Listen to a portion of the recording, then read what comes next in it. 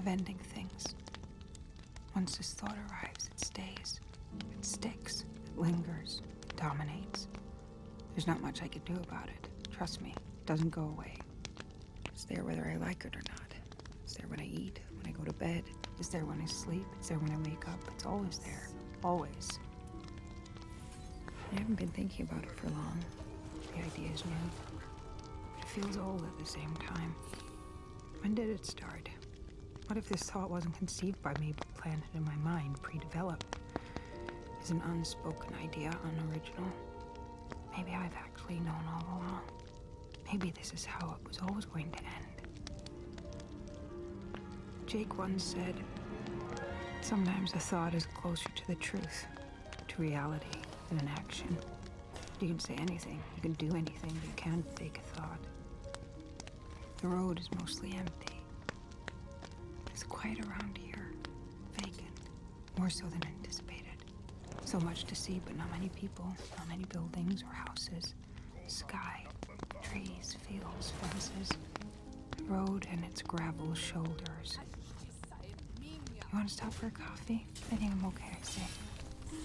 Last chance we'll have before it becomes really farmy. I'm visiting Jake's parents for the first time. Or I will be when we arrive. Jake, my boyfriend. He hasn't been my boyfriend for very long. It's our first trip together. Our first long drive. So it's weird that I'm feeling nostalgic about our relationship, about him, about us. I should be excited, looking forward to the first of many. But I'm not. Not at all. I've seen more barns in this drive than I've seen in years. Maybe in my life. They all look the same. Some cows, some horses, sheep, fields, and barns. Such a big sky. It feels like I've known Jake longer than I have. What has it been? A month? 6 weeks, maybe 7. I should know exactly. I'll say 7 weeks. The assumptions are right. I can feel my family. We have a real connection. A rare and intense attachment. I've never experienced anything like it.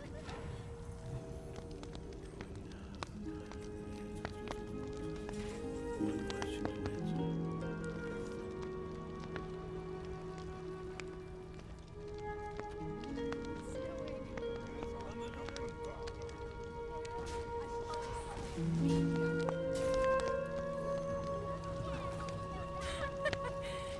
This guy.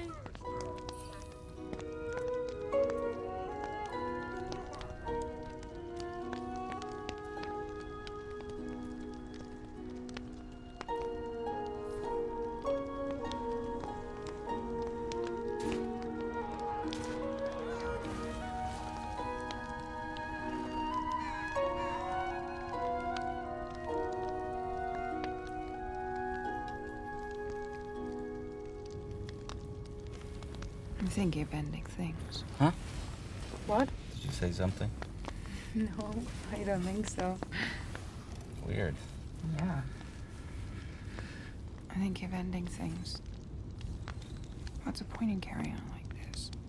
I know what it is, where it's going. Jake is a nice guy, but it's not going anywhere. I've known this for a while now. Maybe it's human nature to keep going in the face of this knowledge. The alternative requires too much energy, decisiveness. People stay in unhealthy relationships because it's easier. Basic physics.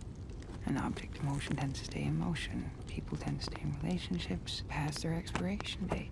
It's Newton's first law of motion. Do you want to stop for a coffee or something? A snack? It's going to get pretty farmy pretty fast now. I'm fine. You sure? Mm-hmm. Don't want to spoil my appetite. Okay.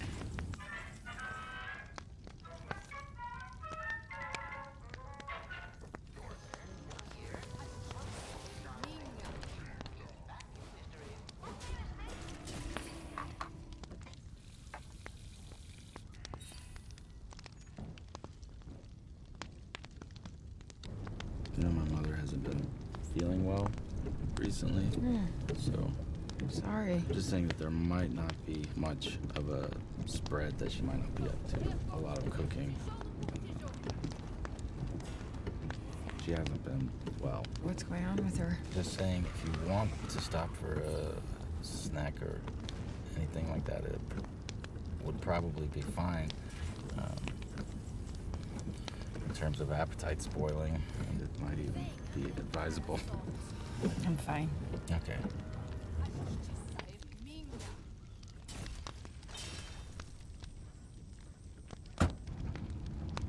Come, join me, my friends, and accept Jesus into your hearts.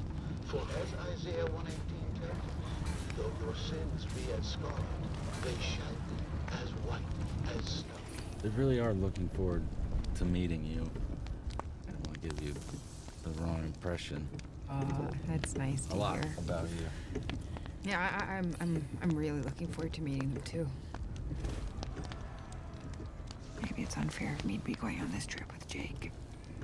I'm so uncertain about our future, our lack of it. After all, going to meet your boyfriend's parents is the proverbial next step, isn't it? The truth is, I haven't even told my parents I'm dating Jake. I've never mentioned him, and I don't think I ever will. She hasn't been feeling well.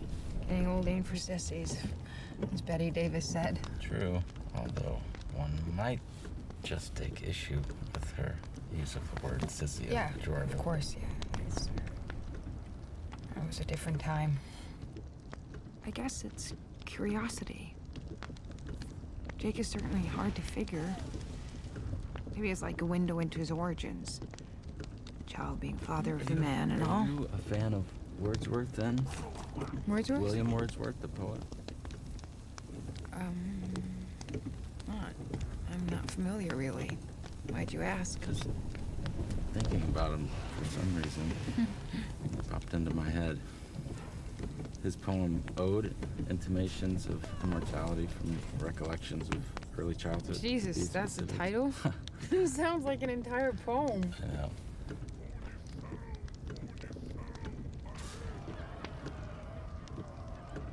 I'm thinking Get your Wordsworth with Wordsworth. fired. Do you want to hear how it starts? It's just that I'm not a metaphorical type it's of just gal. that one speaks to me. Incidentally, Wordsworth wrote a series of poems to a woman named Lucy.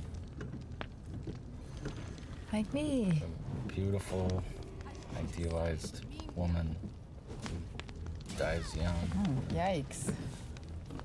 Well, the comparison goes only as far as your name.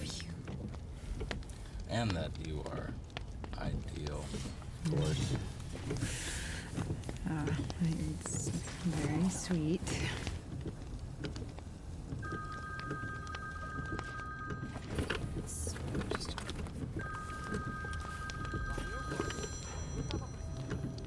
Who's that?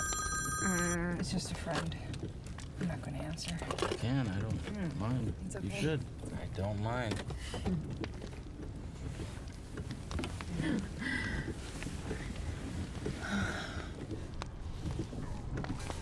That's odd. Did you see that swing set we just passed? What swing set? It was weird. There was this beautiful new swing set in front of an abandoned house. No? I missed that. Why, I didn't see it. why would that be there? I mean, clearly no one has lived in that house for years. Someone's moving in and they brought the swing set first. That's all I can think of. That seems like an unlikely sequence of events. You know, like to have something to entertain the kids while the parents are getting the house ready. God. They're saying, there might be a fair amount Yeah? of snow. They're predicting it. Do you think we should maybe turn back? We've got a fair amount of, well, a lot actually of work to do tomorrow. I need to get home tonight so that I I can think deal we'll with be it. okay. I've got tire chains in the trunk. What are you working on? Oh, I have a paper due Wednesday. Which one is this? Susceptibility to rabies infection in the sensory dorsal root ganglion neurons. The trigeminal ganglia as well, right? Yes, exactly. And for me, interested in and knowledgeable about my girlfriend's work. Waiting for Jake. How's the paper going? Oh, it's nowhere, actually. I really do need to get back tonight. Deal with it first thing. I'll get you home. James. James. Yeah, I do like Jake. And he's educated. Our fields are different, but he's curious and keeps up. That's a good thing. That's in the pro column. And he's cute. In his awkward way. We're interesting together as well. People look at us when we're together. You know, who's that couple? I don't get looked at alone. And Jake doesn't either. Jake tells me that he feels it. Feels invisible. You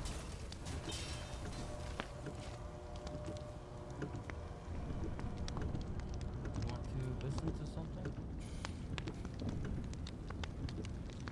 Sorry, what?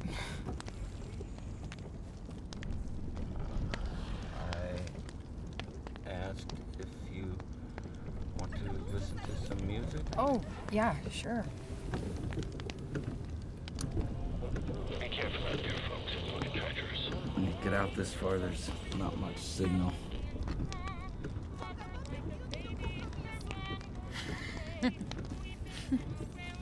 It's an odd song.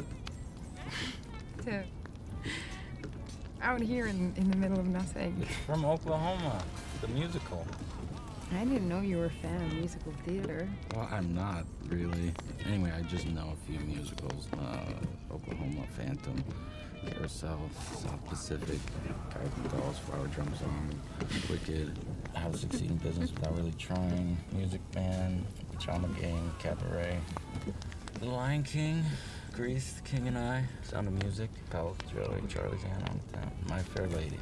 But I know Oklahoma best, I guess. They do it every few years for obvious reasons.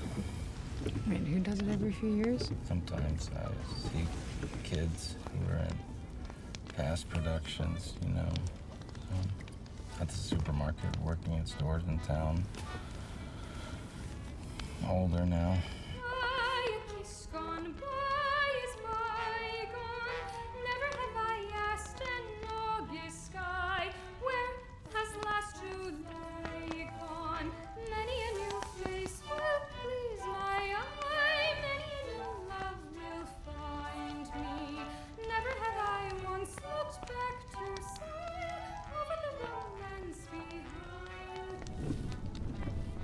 This girl seems healthy enough in her attitude. Good for her. She's protesting too much, it turns out. We've all been there. Where? Protesting too much how okay everything is. That's why I like road trips. It's good to remind yourself that the world's larger than the inside of your own head, you know? Perspective. Perspective. It is beautiful out here. In a bleak, heartbroken kind of way. What was the last road trip I took? I should remember, but I don't.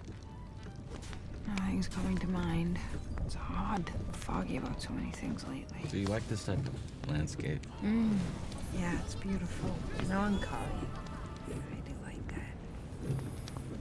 It's the poet in you. Yeah, I suppose so. Maybe, I don't know. You've been working on anything? I just finished something. Can I hear it? You can read it. I like to hear them in your voice, and you're so good at reciting them. Not really, but thanks. It'll go with the poetic scenery. I don't know, Jake. I don't really feel much like performing Come on, right it'll now. pass the time. And when I get bored, it's called Bone Dog.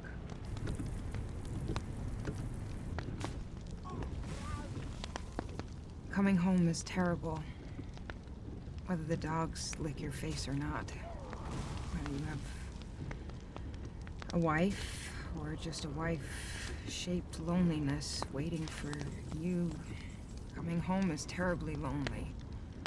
so that you will think the oppressive barometric pressure back where you have just come from with fondness, because everything's worse once you're home. Think of the vermin clinging to the grass stalks. Long hours on the road, roadside assistance and ice creams, and the peculiar shapes of certain clouds and silences, with longing because you did not want to return. Coming home is just awful. And the home-style silences and clouds contribute to nothing but a general malaise. Clouds, such as they are in fact suspect and made from a different material than those you left behind. You yourself are cut from a different cloudy cloth, returned, remaindered, ill-met by moonlight, unhappy to be back, slack in all the wrong spots, seamy suit of clothes, dish rag, ratty, worn. Return home, moon-landed, foreign. The Earth's gravitational pull, an effort now redoubled, dragging your shoelaces loose and your shoulders, etching deeper the stanza of worry on your forehead. You return home deepened, a parched well linked to tomorrow by a frail strand of... Anyway.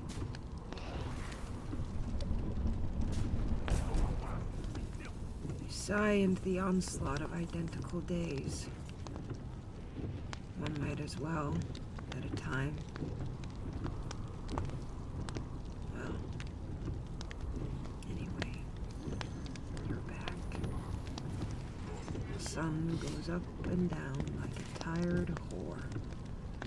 The weather immobile like a broken limb while you just keep getting older. Nothing moves but the shifting tides of salt in your body. Your vision blears. You carry your weather with you. Big blue whale. A skeletal darkness. You come back with X-ray vision. Your eyes have become a hunger. You come home with your mutant gifts to a house of bone. Everything you see now, all of it, bone.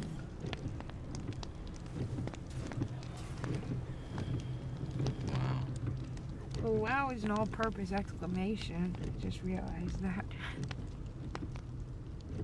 Like, it can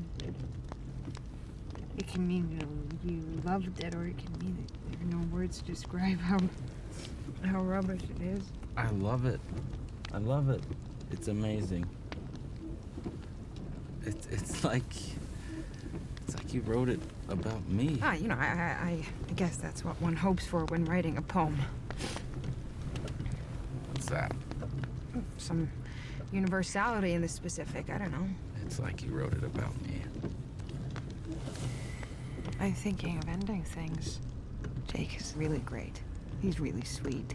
He's sensitive and he listens to me and he's smart. But there's just something ineffable, profoundly, unutterably, unfixably wrong here. Are you okay? Yeah. You just seem sort of far away is all. I'm just thinking. About what? I don't know. I'm just vague in my head stuff. Vague in your head stuff. I guess I was thinking about time. Really? Yeah. Like we're on a train and it takes us where it takes us. There's no veering off. There's no side trips. And like Mussolini's train, it runs on time. But that's not really true about Mussolini trains. The improvements in the railway system preceded him. He just took the credit. And even still, they didn't always run on time. I wasn't really talking about Mussolini's train. Anyway, you can always jump off a train. Movies. In real life, you'll probably die jumping from a moving train.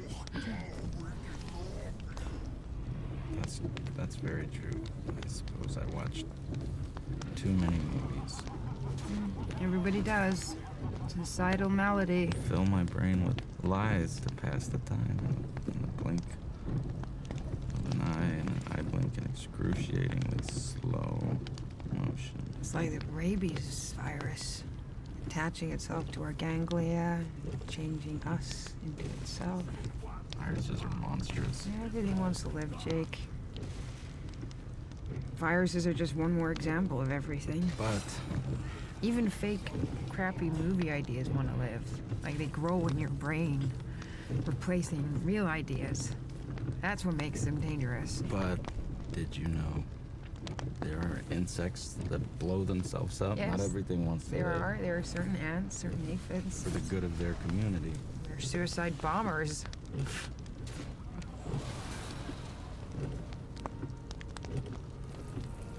Come. Join me. So not everything wants to live. Right?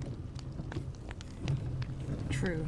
Well, they want their communities to live, which is sort of like themselves writ large. And we don't really know if they want anything. It's just most likely how they're programmed. Maybe we're all programmed, right?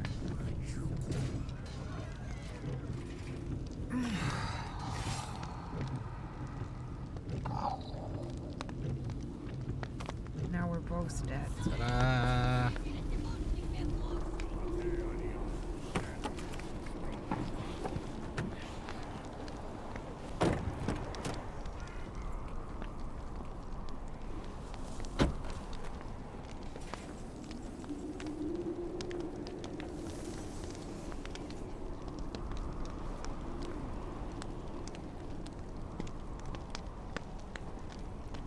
So, I'm not ready to go in. I need to stretch my legs, long drive. What? Isn't that rude? Clearly knows we're here, waving at each other for quite a long time. You know I like to stretch my legs. Come on, I'll show you around. Jake, I don't know. It's cold and Come on. it's getting dark. Come on, I'll give you the abridged tour. Ah.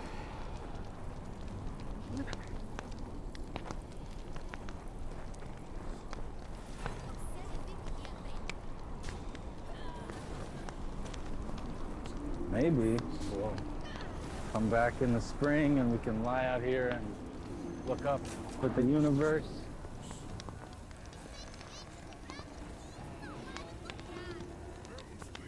The sheep.